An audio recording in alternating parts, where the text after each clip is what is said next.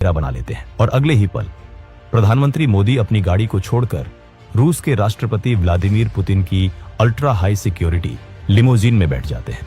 ये कोई छोटी बात नहीं थी। एक देश का प्रधानमंत्री दूसरे देश के राष्ट्रपति की गाड़ी में, ऐसा डिप्लोमेसी के इतिहास में शायद ही कभी होता है।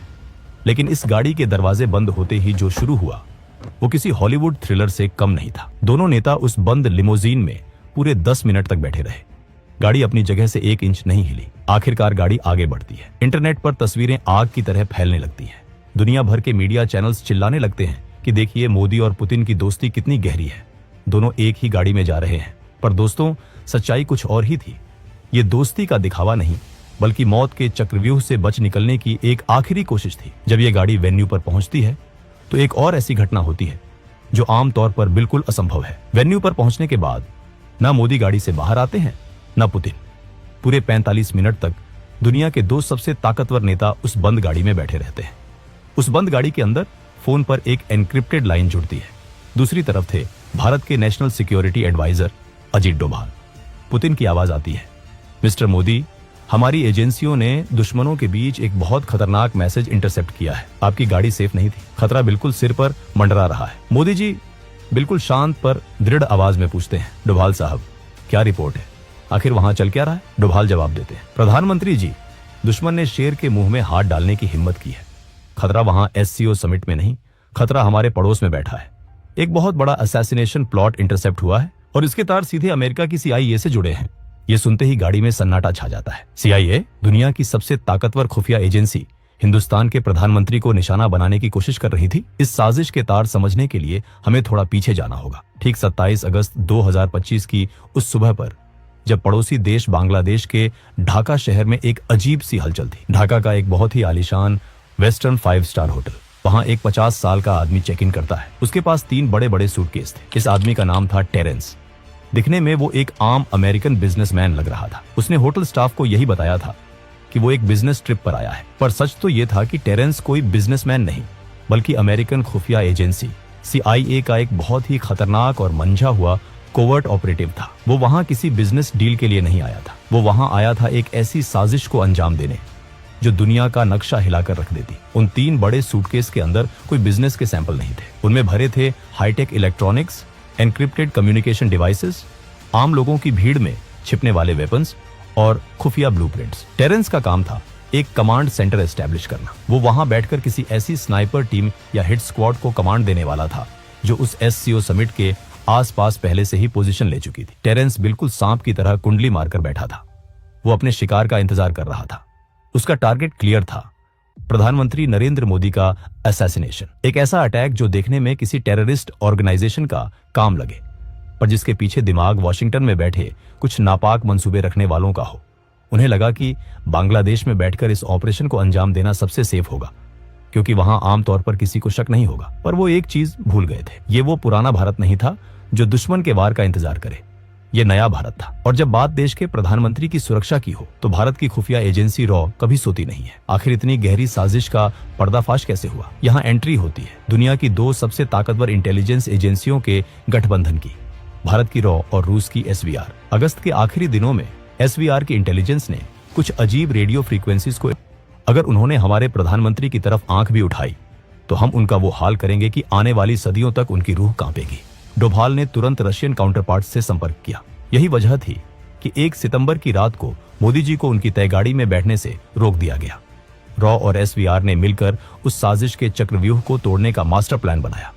उन्हें पता था कि स्नाइपर या हिट स्क्वाड सिर्फ तभी अटैक करेगा जब उसे ढाका से टेरेंस की कमांड मिलेगी। अगर टेरेंस का कनेक्शन काट दिया जाए तो पूरा ऑपरेशन ताश के पत्तों की तरह बिखर जाएगा। और फिर शुरू हुआ ऑपरेशन साइलेंट टेकडाउन। 1 सितंबर 2025, ढाका का वो 5 स्टार होटल। टेरेंस अपने कमरे में बैठा आखिरी तैयारियां कर रहा था।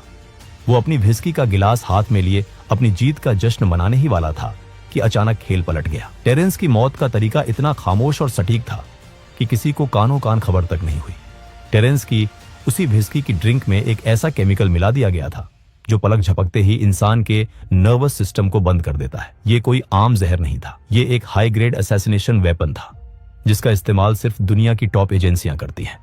जैसे ही टेरेंस ने वो ड्रिंक पी, उसके होश उड़ने लगे। वो अपने कम्युनिकेशन डिवाइस तक पहुंचने की कोशिश करता रहा, पर उसके हाथ पैर काम करना बंद कर चुके थे। कुछ ही सेकंड्स में वो जमीन पर गिरा और उसने दम तोड़ दिया, बिना किसी आवाज के, बिना किसी गोली के। दुनिया की सबसे बड़ी सुपर पावर का एजेंट अपने ही बिछाए जाल में ढेर हो चुका था। CIA की वो साजिश वहीं उसी कमरे में दफन हो गई। लेकिन इसके बाद जो हुआ उसने इस साजिश को और भी गहरा कर दिया। जैसे ही टेरेंस की मौत की खबर अमेरिकन एम्बेसी तक पहुंची, वहां भगदड़ मच गई। उन्हें समझ आ गया था कि उनका खेल खत्म हो चुका है और किसी ने उन्हें उनके ही घर में घुसकर मात दे दी है। अगले ही पल US एम्बेसी से एक पूरी टीम उस होटल में दाखिल होती है। उन्होंने बांग्लादेश की लोकल पुलिस को होटल के अंदर घुसने तक नहीं दिया। आमतौर पर किसी भी विदेशी नागरिक की मौत पर लोकल पुलिस इन्वेस्टिगेशन करती है, पोस्टमार्टम होता है, पर यहां सब कुछ दरकिनार कर दिया गया। अमेरिकन एजेंट्स ने टेरेंस की डेड बॉडी को तुरंत अपने कब्जे में लिया।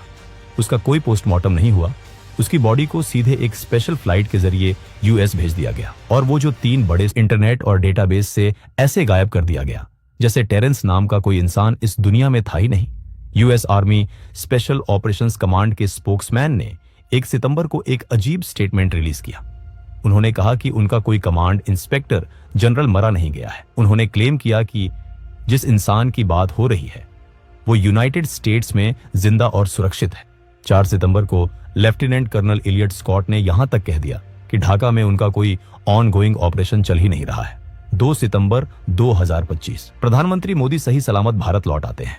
अगले ही दिन वो नई दिल्ली में एक बड़े सेमिकॉन समिट में मंच पर आते हैं। वो प्रधानमंत्री जो हमेशा अपने भाषणों में ऊर्जा और आत्मविश्वास से भरे होते हैं, उस दिन उनके चेहरे पर एक अजीब सी संजीदगी थी। मंच पर आते ही जब लोग उनके स्वागत में तालियां बजा रहे थे तो मोदी जी ने एक ऐसी बात कही जिसने सबको हैरत में डाल दिया। उन्होंने कहा, मैं कल रात ही जापान और चीन के इस दौरे से वापस लौटा हूं। मैं गया था इसलिए आप तालियां बजा रहे हैं, या मैं वापस आ गया हूं इसलिए आप तालियां बजा रहे हैं। सोचिए इस लाइन के बारे में। एक देश का प्रधानमंत्री भरी सभा में अपने लोगों से पूछ रहा है कि मैं वापस जिंदा लौट आया हूं, क्या इसलिए तालियां बज रही हैं? मोदी जी कभी भी अपने शब्दों का इस्तेमाल ऐसे ही हवा में नहीं करते। उनके एक एक शब्द के पीछे एक गहरा संदेश होता है। ये कोई मजाक नहीं था, ये एक मैसेज था उन ताकतों को जो वॉशिंगटन और दुनिया के बाकी हिस्सों में बैठकर देख रही थी। ये बताने का तरीका था कि हम जानते हैं तुमने क्या किया और हमने तुम्हारा क्या हाल किया। और इस घटना के बाद पीएम मोदी की आगे की आधी से ज्यादा इंटरनेशनल ट्रिप्स अचानक से कैंसिल या पोस्टपोन कर दी गई। यूनाइटेड नेशंस जनरल असेंबली का सेशन जिसमें पीएम मोदी को बोलना था, उसे उन्होंने स्किप कर दिया। गाजा पीस समिट जिसमें इजिप्ट के प्रेसिडेंट आने वाले थे और पीएम मोदी का आना तय था, उसे भी उन्होंने स्किप कर दिया। आसियान समिट जो कुआलालंपुर में होने वाला था, वहां भी पीएम मोदी नहीं गए। उनकी जगह दूसरे डेलीगेट्स को भेजा गया। 1 महीने के अंदर इतने सारे बड़े इंटरनेशनल प्लेटफॉर्म्स से प्रधानमंत्री का पीछे हटना, क्या यह सिर्फ एक कोइंसिडेंस है या फिर सिक्योरिटी थ्रेट इतना बड़ा है कि एजेंसियां कोई भी रिस्क लेने को तैयार नहीं है? इस पूरे एपिसोड के पीछे आखिर मंशा क्या थी? अमेरिका जैसा देश जो भारत को अपना स्ट्रेटेजिक पार्टनर बोलता है, वो ऐसी नापाक साजिश क्यों रचेगा? इसे समझने के लिए आपको पड़ोस में देखना होगा। पिछले कुछ समय में हमारे पड़ोसी देशों में क्या हो रहा है। बांग्लादेश में पूरी तरह से तख्तापलट हो गया, हिंसा और आगजनी हुई।